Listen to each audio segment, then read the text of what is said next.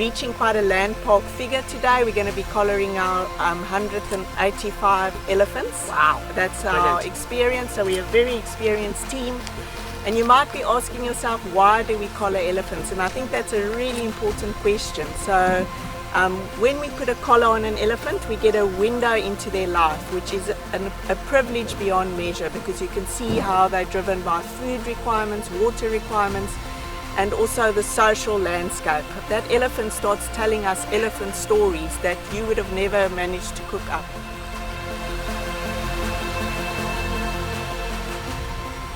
Actually showing us, they're pushing the boundaries, and they're showing us how we can link protected areas across a much wider landscape and even across countries.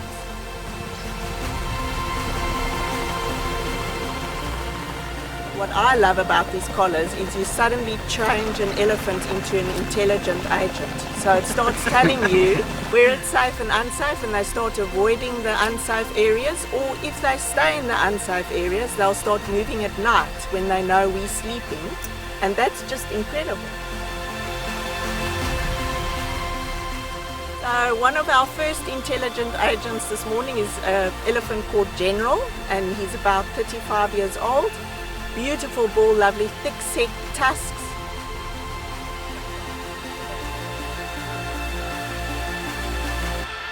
Big Mac, ready? So Joel's going to explain now what's going to happen, and then him and Jerry are going to jump up into the helicopter and take it away, Joel. So pretty much if it all goes to plan, what we'll try to do is get a good dart in, and we'll take anywhere sort of from 6 to 8 minutes for that elephant to show enough signs that he's sort of standing there, or he goes down on his own. Once he's sort of in that last phase of the immobilization, you can actually control him to the point where we can try and push him onto his side.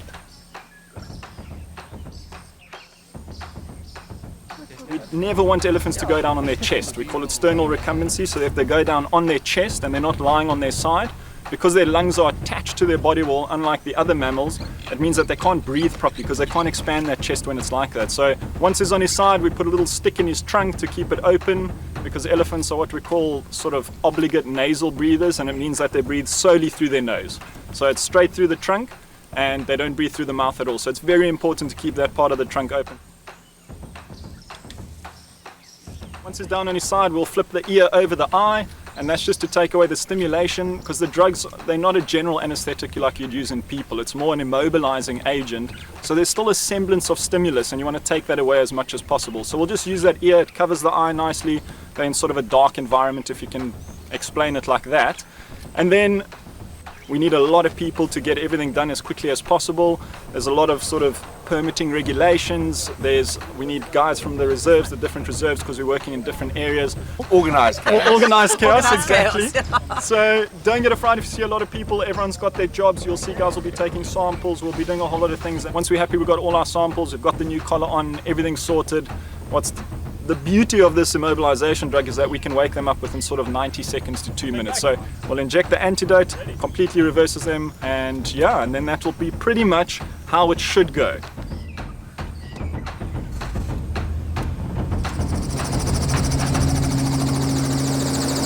Here goes the chopper, the yellow bumblebee.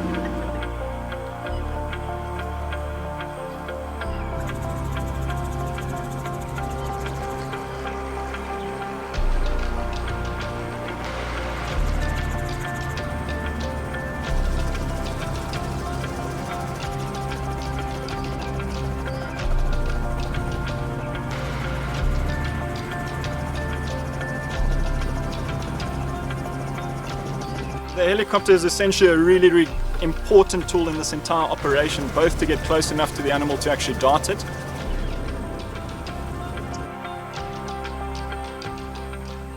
And then obviously secondly, it's very important to actually get him to an area where we can work nicely with him. So we've got a massive ground crew that needs to get to where that animal is, so you want to try and get him down where it's nice and open.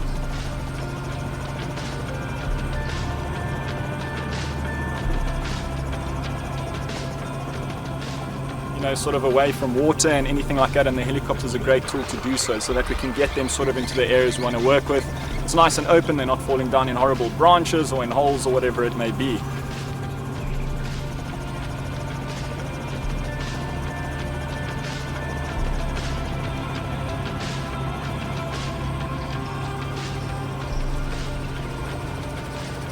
So pretty much if it all goes to plan, what we'll try to do is get a good dart in, and we'll take anywhere sort of from 6 to 8 minutes for that elephant to show enough signs that he's sort of standing there, or he goes down on his own. Once he's sort of in that last phase of the immobilization, you can actually control him to the point where we can try and push him onto his side.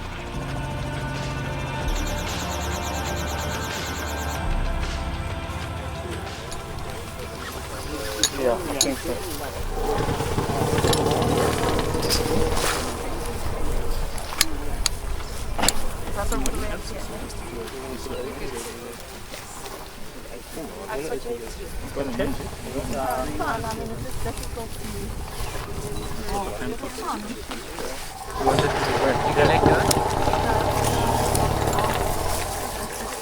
Oh, you mean that we should have done it once? Great. So we're just letting everyone work quickly. So as Joel was describing earlier, very important to keep the elephant breathing. So always pop a stick in the trunk. You can actually see how his breath is digging a hole. You can see it. Absolutely amazing. Okay. Have a look there. Come have a look what Joel's doing here quickly. So you can see. So guys, we're just taking toenails, blood, everything pretty much as samples, so that we have an opportunity. We've not done an elephant to put a collar on, but we might as well do as much as we can possibly do. So just take that. So just out of interest, while I've got you guys here, I noticed he was limping from the chopper. And if you take a look here, notice the wear on the bottom of this foot here. Okay, and then look at this foot here. And he's definitely favoring this back end over here. So it's quite an interesting one, but we can't see anything obvious.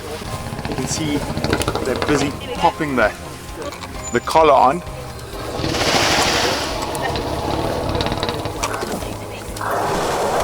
So obviously, the longer an animal is down, the more risks there are. So the team is trying to work incredibly quickly. Robin, are you busy? Oh, let's go for the smelly part. Okay, so the feces itself is collected for a variety of reasons. We can analyze the elephant's stress levels using its corticoids in here. Then we can also look at DNA from the elephant. And then you can also break down what it's actually eating. So you can see right now it's still got a very grassy diet, but it will start changing as we move, as it starts eating more twigs and branches and bark and things like that. So there's a whole different type of analyses we can do from collecting the feces here.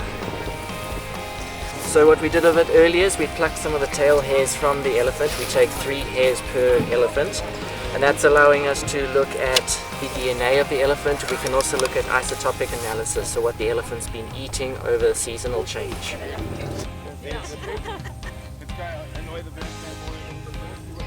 It helps us to understand how the elephant's diets are changing in the different environments, and how different seasonal changes, and especially when we start looking at climate change, how their diets change when seasons change, especially over a long term, because this is now giving us a temporal scale, a very long-term scale of what the elephant's been eating, and as the climate changes, how its diet may change over time.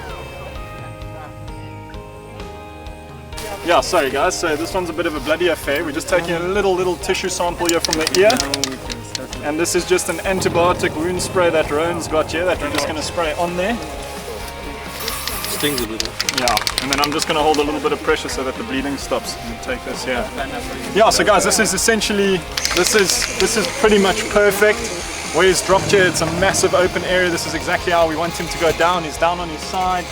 We've got the stick in his trunk. We're very happy and comfortable that he's very stable in this sort of position, and we're happy to keep him down for a period of time now.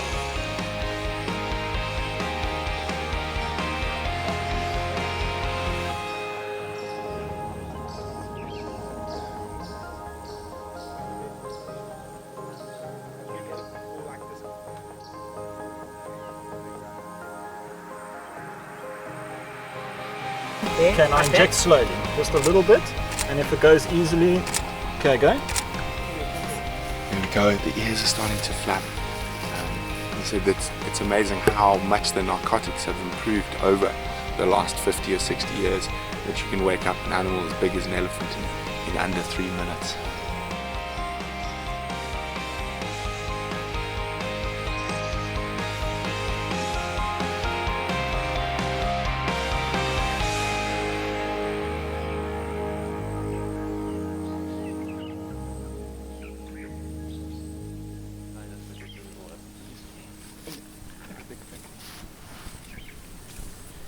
nice tusker, sure. Very relaxed old man.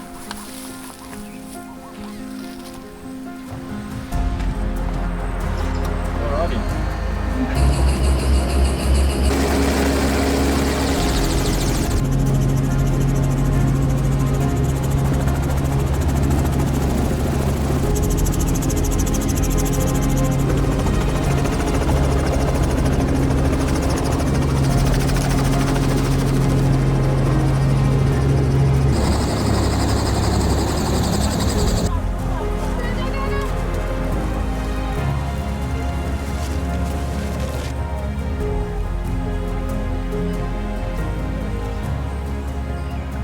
So, Michelle, happy days? Very happy, very successful day. So fantastic that we've replaced these collars. Thank you to everybody that sponsored us. We really, really appreciate the support and also your interest watching this collaring operation.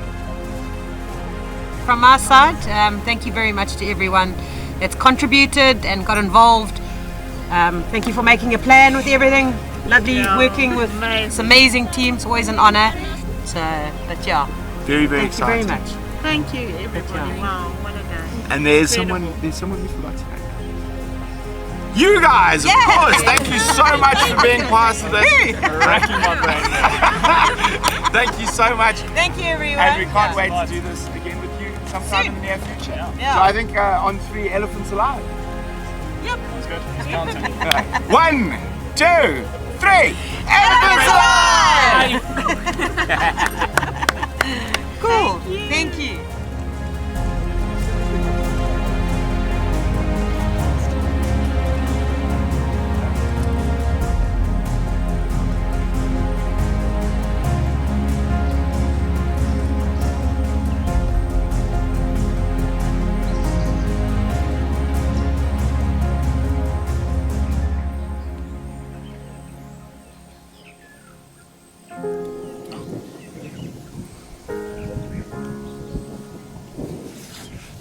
There we go.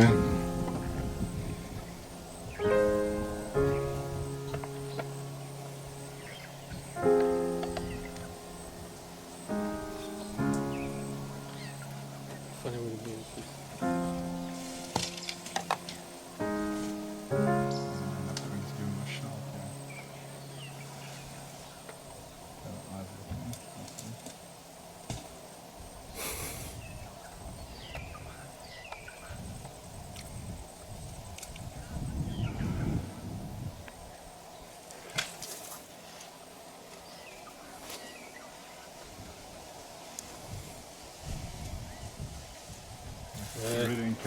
Just be ready in case you have to drive around the front of the chopper.